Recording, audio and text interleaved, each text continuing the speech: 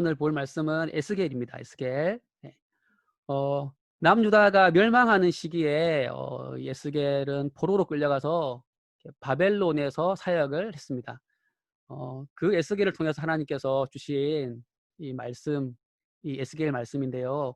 에스겔서는 하나님께서 에스겔을 처음 선지자로 부르시는 내용에서부터 시작합니다. 이게 1장 1절, 2절 말씀 보면요. 여기 보면 30째 해 이렇게 되어 있어요. 30째 해. 이 30째 해는 에스겔이 30세가 되던 해를 말합니다. 보면 그발강이 나오는데 그발강은 바벨론에 있는 강입니다. 그래서 지금 에스겔이 바벨론의 포로로 잡혀와 있는 상태다라는 것을 알 수 있죠. 우리가 그 전까지 봤던 예레미야하고 에스겔은 사역 시기가 좀 겹칩니다. 비슷한 시기인데 장소가 달라요. 예레미야는 남유다가 망해가는 상황에서 예루살렘에서 사역했다면 에스겔은 남유다가 망해가는 상황에서 포로로 끌려와서 바벨론에서 사역을 했다라는 차이점이 있습니다. 시기적으로는 비슷해요. 남유다 사람들은 이 바벨론의 침략을 받고 총 3차례에 걸쳐서 포로로 끌려가게 되는데요. 에스겔은 그 중에서 2번째 그 포로로 잡혀가는 시기에 끌려가게 됩니다. 그래서 그 바벨론에 끌려간 지 5년째 되는 해에 에스겔이 30살이 되었고요. 그때에 하나님으로부터 선지자로 부르심을 받게 됩니다. 에스겔은 이 포로로 잡혀간 상황에서 함께 잡혀온 유다 백성들에게 말씀을 전했는데요. 유다가 왜 멸망할 수밖에 없었는지, 또 하나님께서 어떻게 하나님 나라 백성들을 회복하실 것인지에 대해서 이 에스겔이 하나님의 말씀을 듣고 선포하고 있습니다. 에스겔서는 크게 3부분으로 구성됩니다. 1에서 24장은 예루살렘 이 함락되고 남유다가 완전히 멸망하기 5년 전부터 해가지고 그 5년 동안의 상황에서 받은 말씀이 나옵니다. 그러니까 이 당시에 이스라엘 백성들은 우리는 하나님의 택한 백성이고 예루살렘에는 성전이 있기 때문에 우리는 절대로 안 망한다 이렇게 생각하고 있었어요. 그들을 향하여서 그렇지 않다. 너희들 죄악 때문에 이 예루살렘과 성전 또한 심판을 받을 것이다. 이렇게 선언하고 있는 내용이 에스겔 1장에서 24장 내용입니다. 그 다음 25장에서 32장 내용은 이스라엘 주변 국가들에 대한 이방 민족들에 대한 심판의 말씀들이 등장합니다. 그래서 하나님께서는 그 이스라엘 백성뿐만 아니라 하나님을 대적한 이방 민족들까지 심판하신다라는 것을 보여주시면서 하나님이 이스라엘만 주관하는 분이 아니라 온 민족을, 온 세상을 주관하시는 주관자이시다라는 것을 보여줍니다. 그리고 마지막 부분인 33장에서 48장은 예루살렘 함락 이후에 받은 말씀인데요. 하나님께서 어떻게 자기 백성들을 회복하실 건지 미래에 대한 소망을 선포하고 있는 그런 내용입니다. 에스겔서가 반복해서 강조하고 있는 주제가 있는데요. 그건 뭐냐면은 영으로 임재하시는 그 하나님의 권능과 영광이라고 하는 이 주제가 에스겔서에 계속해서 반복적으로 등장하게 됩니다. 이건 이제 1장부터 나오는데요. 에스겔이 하나님으로부터 부름받는 내용을 보면요. 자, 1장 3절에 보면은 하나님께서 여호와께서 에스겔에게 권능으로 임재하셨다라는 것을 강조하고 있습니다. 그러니까 하나님께서 권능으로 임재하신다라는 것을 처음부터 강조하고 있는 거죠. 그리고 1장의 마지막 절인 28절을 보면은 그 여호와의 영광의 형상 앞에서 에스겔이 엎드려서 하나님의 음성을 듣는 장면이 나옵니다. 그러니까 하나님께서 그 영광 중에 임재하시는 그런 것들이 강조되고 있는 거죠. 그리고 또 이어지는 2장 2절을 보면은 하나님의 영이 에스겔에게 임하여서 에스겔을 이제 이렇게 세웠다. 이런 말씀이 나오고요. 또 3장 12절, 14절에도 주의 영이 에스겔을 들어 올리셨다. 이렇게 말씀이 나옵니다. 하나님의 영, 하나님의 영 뭐죠? 네, 누구시죠? 바로 성령이시죠. 성령께서 에스겔이 사역할 수 있는 힘을 주셨다라는 말씀입니다. 지금 에스겔의 상황이 어떻습니까? 아까 말한 대로 지금 바벨론에 포로로 끌려와 있는 상황입니다. 그런데 하나님께서 그 하나님의 영을 통해서 권능으로 지금 바벨론에 있는 그 에스겔에게 임재하신 것입니다. 만약에 여러분들이 지금 전쟁 시기에 만약에 여러분들이 포로로 적국에 끌려가 있는 상황이다 생각해 봅시다. 그리고 지금 에스겔처럼 5년이라고 하는 시간이 지났어요. 5년 동안 지금 그 적국에서 포로로 잡혀 있었는데 어느 날 갑자기 우리나라 대통령이 어, 우리가 있는 곳으로 직접 찾아왔다 해보십시오. 그죠? 얼마나 반갑고 놀랍겠습니까? 그죠? 지금 에스겔에게 하나님께서 영광으로 임재하셨다라는 것은 그것보다 몇만 배는 더 놀랍고 반가운 사건이죠. 이처럼 에스겔의 사역은 하나님의 영광이 하나님의 영을 통해서 권능으로 임재하시는 그런 상황 가운데에서 시작이 됩니다. 사실 이러한 하나님의 영광은 원래는 어디에 있던 영광입니까? 그 예루살렘 성전, 특별히 그 가운데서도 이 지성소에 가득했던 영광이에요. 물론 하나님의 영광이라고 하는 것은 어느 한 장소에 제한되지는 않습니다. 그러나 지성소에 하나님의 영광이 가득했다라는 것은 하나님께서 이스라엘과 함께 하시며 하나님의 그 권능을, 영광을 보여주고 계신다라는 어떤 상징적인 표시였어요. 그러니까 하나님의 영광이 지성소에 있었다 이렇게 말할 수 있는 거죠. 자, 그런데 에스겔 9장 3절을 보면은 그 지성소에 있어야 할 하나님 영광이 어떻게 합니까? 움직이기 시작합니다. 여기 보면 그룹에 머물러 있던 하나님의 영광이란 말이 나와요. 여기 말하는 그룹이라는 것은 우리 영어로 말하는 뭐 걸그룹 뭐 그런 할 때 그 그룹이 아닙니다.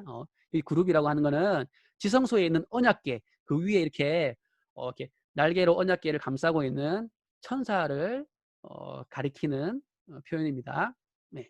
거기에 있던 그 하나님 영광이 지금 어디로 갑니까? 성전 문지방으로 물러갑니다. 그 지성소에 있다가 지금 성전 문지방으로 하나님 영광이 이렇게 움직이죠. 그런데 거기서 멈추지 않고 어디까지 갑니까? 10장 19절을 보면은 여호와 영광이 이제 성전 동문까지 물러납니다. 그리고 또 어떻게 됩니까? 11장 23절을 보면은 여호와 영광이 아예 예루살렘을 떠나서 동쪽 산까지 물러나게 됩니다. 그러니까 하나님 영광이 예루살렘과 성전에서 떠났다라는 의미죠. 이것은 하나님께서 예루살렘과 성전을 심판하신다 그런 의미가 됩니다. 자, 그렇다면 왜 하나님께서는 이 예루살렘과 그 예루살렘의 성전을 버리셨을까요? 떠나셨을까요? 바로 하나님의 백성들이 저지른 그 죄악 때문입니다. 자, 그들이 어떤 죄를 저질렀기 때문에 하나님께서 그렇게 하셨을까요? 자, 그들의 죄악을 대표적으로 보여주는 장면이 에스겔 8장 16절에 나옵니다. 자, 여기 보시면은 여호와의 성전에서 지금 사람들이 뭘 하고 있습니까? 성전을 바라보지 않고 어떻게 하죠? 등지고 동쪽 태양에게 예배하였더라. 쉽게 말하면은 성전에서 지금 태양을 향한 우상 숭배를 하고 있는 겁니다. 이것은 마치 아내를 지금 등 뒤에 두고 다른 여자하고 지금 막 바람을 피우고 있는 그런 남편의 모습처럼 아주 정말 추악한 그런 모습이죠. 이런 추악한 죄를 저지르고도 이스라엘 백성들이 돌이킬 줄을 몰랐어요. 그래서 하나님께서 이 예루살렘과 이 성전을 떠나신 것입니다. 사실은 하나님이 그냥 가고 싶어서 가신 것이 아니라 이스라엘 백성들이 그들의 추악한 죄악으로 하나님을 몰아낸 것이죠. 그러니까 자기 백성들이 죄악 중에 있을 때에 이렇게 하나님께서는 하나님의 영광을 거두어 가십니다. 자, 그렇다면 이러한 우상 숭배의 죄는 그 당시에 이스라엘 백성들만 지었던 죄일까요? 저와 여러분들은 우리는 이런 우상 숭배와 아무 상관없는 사람들일까요? 사실 이스라엘 백성들이 성전에서 성전을 등지고 우상을 섬긴 것처럼 우리도 그럴 때가 있습니다. 하나님을 예배하는 순간에도 하나님이 아닌 다른 것들을 섬길 때가 있다는 거죠. 만약에 여러분들이 예배 시간에 친구와 막 잡담하고 장난치고 있다면 사실은 그 어떤 모습입니까? 마치 그것은 성전을 등지고 태양을 숭배하고 있는 것과 같은 그런 모습일 수 있다는 거죠. 그런 사람에게 우상은 뭡니까? 친구인 거죠. 지금 하나님 말씀이 선포되고 있는데 하나님을 보지 않고 말씀에 귀를 기울이지 않고 친구와 이야기를 나누고 장난치고 있다면 하나님보다 친구가 더 중요하게 되는 거죠. 그렇죠? 만약에 예배를 드리면서 학교 성적 문제나 아니면 대학 진로 문제나 이런 걸 고민하고 있다면 그 사람은 하나님보다 대학을 또 성적을 더 숭배하고 있는 겁니다. 물론 뭐 예배 중에 잠시 그렇게 집중력이 흐트러질 수 있어요. 그죠? 잠시 그렇게 할 수 있습니다. 실수할 수 있죠. 그러나 만약에 우리가 예배 때마다 하나님에게는 관심이 없고 다른 데도 관심이 있다면 그 사람은 예배의 자리에서 우상 숭배를 하고 있는 거죠. 그런 죄악에 대해서 하나님께서는 이 예루살렘을 떠나시는 것처럼 하나님의 그 영광의 임재, 하나님의 그 권능의 임재를 거두어 가시는 겁니다. 그러나 하나님께서 자기 백성에게서 이렇게 영광을 거두어 가시는 것은 자기 백성을 영원토록 버리기 위한 게 아닙니다. 구약을 보면은 종종 하나님께서 자기 백성에게서 이렇게 그 영광을 거두어 가시는, 하나님의 영이 떠나가시는 그런 경우들이 구약 성경에 종종 나옵니다. 대표적인 경우가 시편 51편에 나오는데요. 보면은 다윗이 밧세바를 범하고 난 다음에 그리고 그의 남편 우리아를 죽였죠. 그렇게 하고도 회개하지 않았을 때에 하나님께서 성령을 거두어 가십니다. 여기서 성령을 거두셨다는 것은 성령 하나님을 통한 친밀한 교제를 거두시고 하나님의 그 영광을 맛보지 못하게 하셨다라는 뜻이지, 하나님께서 정말로 다윗을 버려서 구원을 취소하셨다 그런 뜻은 아닙니다. 만약 성령 하나님께서 정말로 다윗을 떠나서 다윗의 그 구원이 취소되었다면은 어떻게 될까요? 지금 이 시편 51편 11절에 나오는 것처럼 다윗이 회개하면서 하나님 저에게서 성령을 거두지 말아 주십시오 이렇게 기도할 그 마음조차도 품을 수가 없어요. 만약에 우리가 죄를 지을 때마다 성령께서 우리를 떠나신다. 그럼 어떻게 될까요? 우리는 죄에서 돌이켜 하나님께로 돌아올 수가 없어요. 왜냐하면 우리가 죄를 깨닫고 죄를 떠나서 하나님께로 돌아갈 수 있는 힘은 어디서 나옵니까? 성령 하나님께서 죄를 깨닫게 하시고 또 하나님께로 돌이키게 하시기 때문에 돌아갈 수가 있는 거예요. 근데 만약에 죄를 지었다고 해서 하나님께서 만약에 정말로 우리를 떠나신다면, 그래서 우리가 구원받기 이전의 상태로 돌아가 버린다면 우리는 회개할 수가 없겠죠. 그죠? 네. 그러니까 여기서 하나님께서 성령을 거두었다라는 것은 그 성령 하나님을 통해 주어지는 하나님의 그 영광, 그리고 그 친밀한 교제, 그런 것들을 맛보지 못하게 하셨다. 그런 뜻입니다. 자, 하나님은 거듭나게 하사 자기 백성 삼으신 자들을 영원토록 버리시는 경우는 없습니다. 그러니까 단지 어떻게 하십니까? 하나님의 그 친밀한 교제를 거두시고 하나님의 영광을 맛보지 못하게 하심으로써 징계하실 뿐입니다. 자, 그러나 그렇다고 해서 이 벌을 가볍게 여겨서는 안 됩니다. 하나님의 그 친밀한 교제를 거두시고 영광을 맛보지 못하게 하시는 이 징계, 이것이 너무나도 고통스러운 징계이기 때문에 앞서 보신 것처럼 다윗이 시편 51편에서 나를 주 앞에 쫓아내지 마시고 주의 성령을 거두지 마십시오. 다시금 하나님의 얼굴을 보게 해주십시오. 이렇게 부르짖은 겁니다. 여러분, 하나님께서 자기 백성을 징계하시기 위해서 하나님의 영광을 잠시 거두어 가시는데요.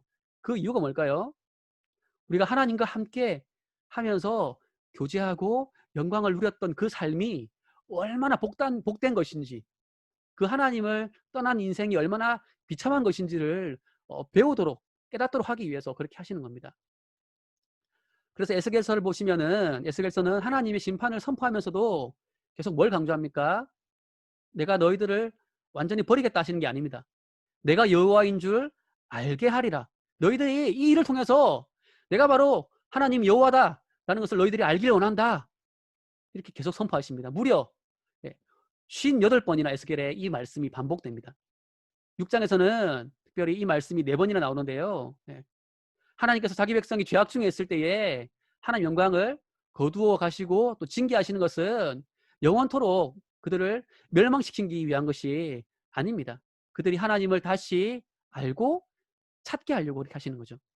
하나님 영광을 떠난 삶은 저주의 삶이고 하나님의 영광이 임재하는 삶이 참으로 복된 삶이다라는 것을 깨닫게 하시려고 그렇게 하시는 거죠.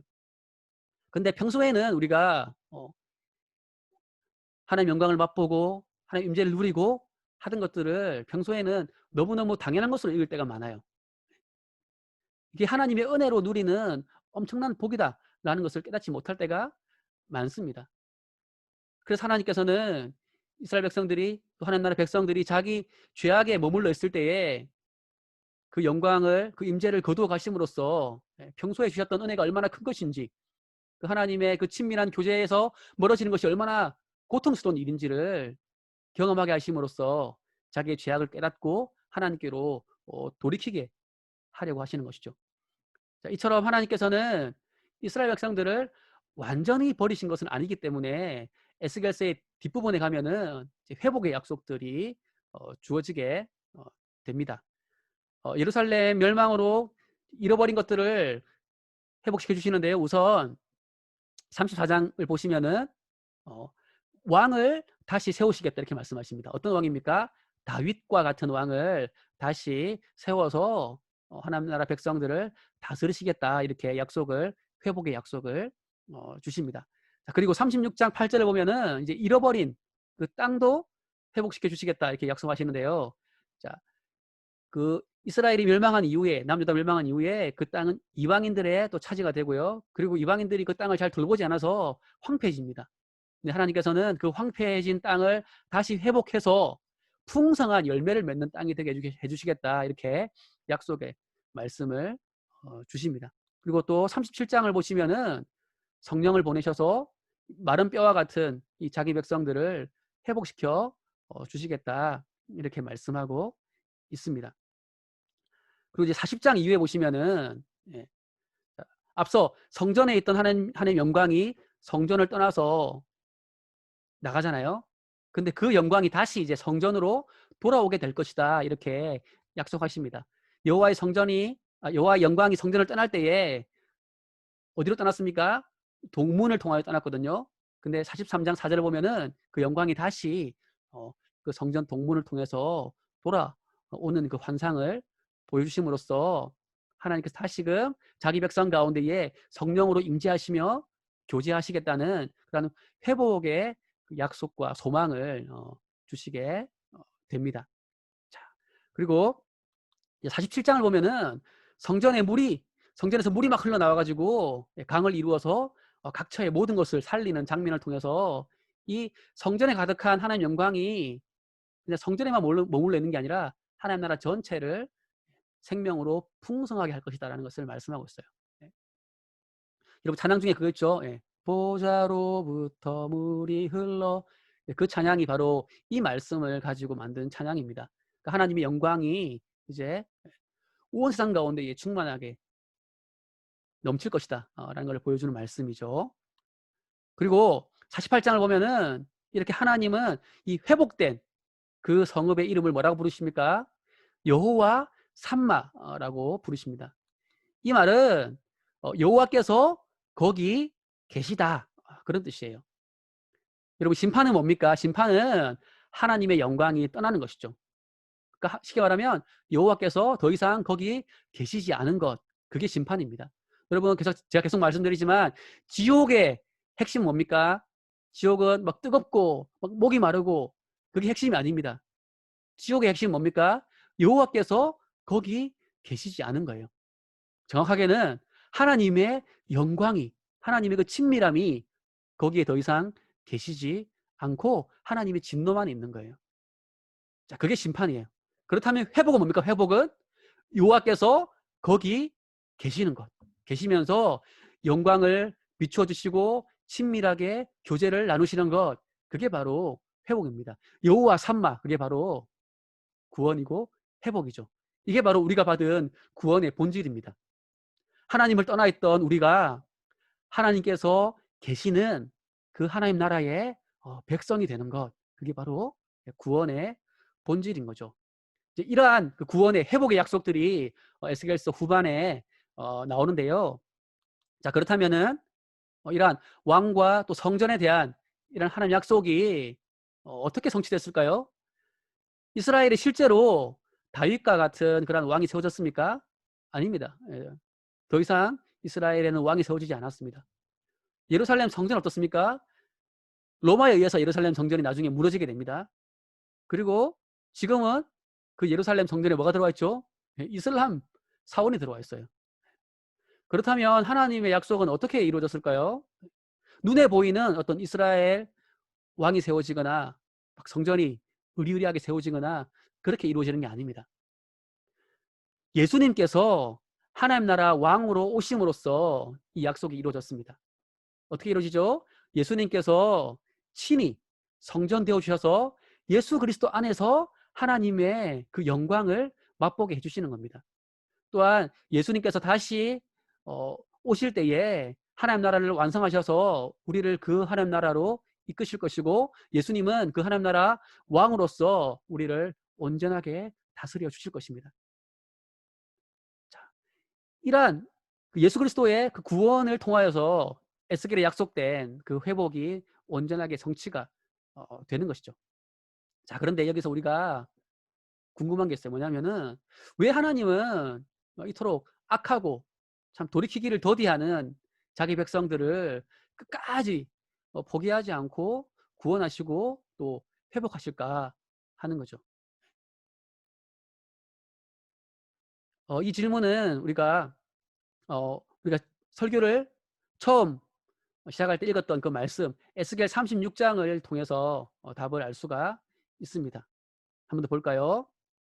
자, 이 말씀 다시 보면서 오늘 설교 마무리하겠습니다. 자, 그리고 하나님 백성들이 죄악된 삶을 살 때에 어떤 일이 일어납니까?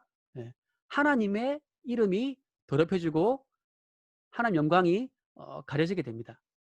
이것은 마치 자녀가 나쁜 짓을 하면은 부모 얼굴에 먹칠하는 것과 같은 이치죠. 실제로 지금 어떻습니까? 코로나 상황 가운데에서 뉴스에 굉장히 부끄러운 일들이 많아요. 제가 보니까 뭐 성도들은 말할 것도 없고 어떤 한 목사님과 그 목사님 아내분 그 부부가 거짓말을 해가지고 방역에 혼동을 줘서 그게 뉴스에 나온 게 있더라고요. 그러니까 거짓말을 막 하고 이런 모습들을 보여줄 때 어떻게 되겠습니까? 세상 가운데서 하나님 나라 백성들이 그렇게 죄악 가운데 살아갈 때에 하나님의 이름이 더럽혀지고 하나님 영광이 가려지게 되는 것입니다. 자, 그런데 이렇게 하나님의 이름이 더럽혀졌을 때에 하나님은 그냥 하나님의 이름이 더럽혀진 채로 가만히 두지 않으십니다. 어떻게 하십니까? 자,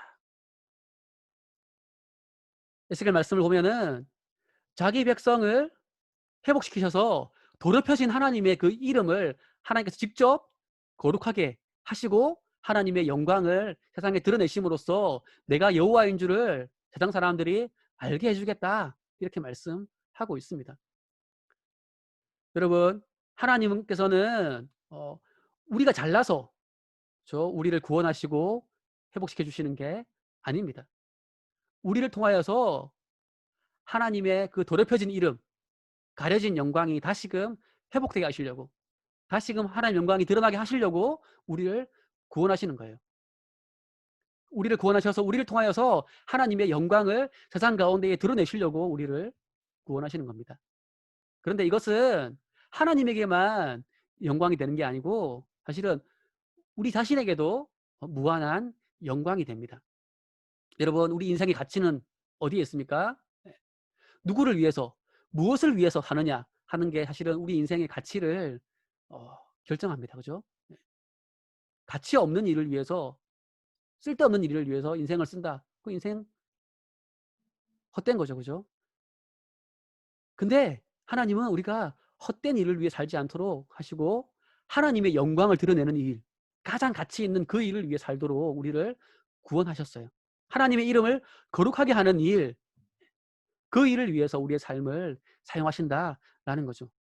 그러므로 그 일을 위해 사는, 하나님 영광을 위해 사는 우리의 삶이 가치 있게 하시는 겁니다. 여러분, 우리가 세상에 사는 많은 일들이 있지만 그 어떠한 일도 우리가 하나님의 영광을 드러내는 그 일보다 가치 있을 수는 없습니다. 그렇죠? 그래서 하나님께서는 우리를 구원하셔서 하나님 영광을 세상에 드러내기 위해서 우리를 구원하셨는데 이것은 단순히 하나님만 좋으라고 그렇게 하시는 것이 아니라 그 일이 가장 영광스럽고 귀한 일이기 때문에 그 일을 우리에게 맡기신 겁니다. 자, 그러므로 우리는 하나님 영광을 드러내기는커녕 우리의 죄악으로 말미암아 하나님 영광을 가리는 일이 없도록 죄악에서 떠나는 삶을 살아야 합니다. 그리고 예배와 또 삶의 자리에서 하나님 영광을 우선 먼저 맛보아야 돼요. 맛보아야지만 그렇죠? 우리가 맛본 그 영광을 세상을 향하여서 드러낼 수가 있는 겁니다. 특별히 우리의 그 착한 행실을 통하여서 하나님 영광을 세상 가운데 드러내며 살아가는 우리 모든 SFC 운동원 되기 바랍니다.